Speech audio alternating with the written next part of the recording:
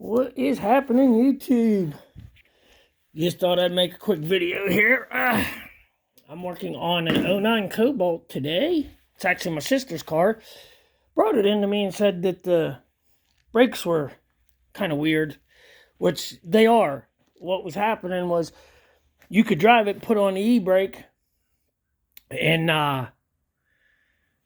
go in the store, go shopping for an hour, 2 hours, whatever, come back out, and they're fine. Leave it sit overnight and put the e-brake on, and the driver's side rear wheel would lock up. You'd have to move it forward or backwards to get it to break loose, which I knew there was a problem, but figured I'd tear it apart and see what it got into. Here's the brake drum, which is, if you can see the edges of it's black. That's actually brake fluid. I cleaned the drum up inside and on the outside. I got to do the edge yet, but I cleaned it all up. But upon taking the drum off on the driver's side, this is what I discovered. Nice and greasy. Like a being fat and greasy. Nothing's being easy. But anyways, the wheel cylinder's leaking. As you can see, even on the brakes themselves, touch the brakes, there's brake fluid all over them. Which they're worn down pretty good. But I told her she needs new rear brakes. I gotta grab a flashlight here, hold on. She needs new rear brakes and a new wheel cylinder, which I have on the way. They're ordered, coming in. Be here this afternoon. And got to replace the wheel cylinder, all the brake components. I'm going to clean up all the hardware. I can save all the hardware. That's all in good shape yet, so I'm going to clean it up in my parts washer. But upon doing this, doing like I always do, I inspect the parts of the car that I'm working on. See if I see anything else wrong. Well, here's one thing I found. Shock cover. Shocks are rotted. But she don't have the money for them right now, so they're going to be next thing. But here's the major thing I noticed. Check that coil spring out.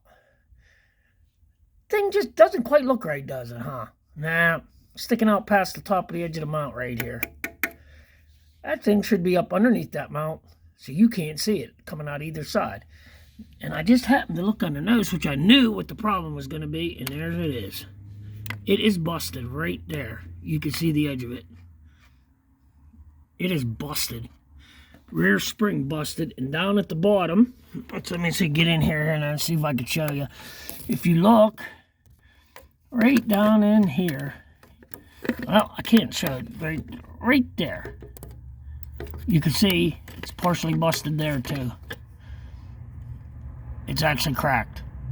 Coil spring's busted on the top and bottom, and it's coming out. So now, simple little brake job is going to turn into rear coil springs and rear brakes both sides, and the wheel cylinder this side, and bleeding them.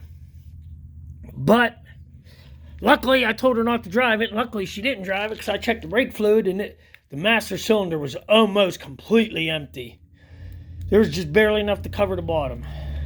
If not, I'd have been bleeding the whole system, bleeding the master cylinder. So luckily she didn't drive it until I could look at it. And I mean, it's just her winter beater. Just an old winter beater. It ain't that great a shape, but I just put rocker panels on it for her. And still runs really good. Real nice running car. 5-speed on the floor. As you could see, she got the third brake pedal, man. Yeah, she got the third brake pedal. The one you push in when you're in a real big hurry.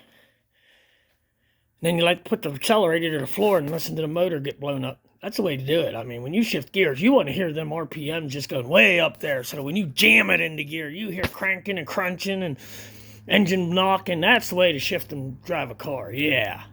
That's what I'm probably going to do to this when I'm done here and take it for a test ride. But anyways, just kidding, sis. But anyways, I just wanted to do that quick tutorial. I'm probably going to film the changing of the springs, coil springs, because I looked up service data, and they're telling me to remove the whole back frame, drop it down, remove the shock, remove all the brake hoses, and drop the frame down, and then slide the coil spring out.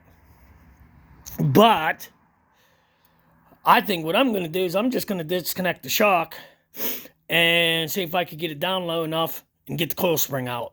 If I can't, well, and I'll go from there, and I'll figure something out. If I have to do it that way, I will, but I'm going to try less amount of work as possible. So, all right, I'll probably film this job when I do it. Thanks for watching.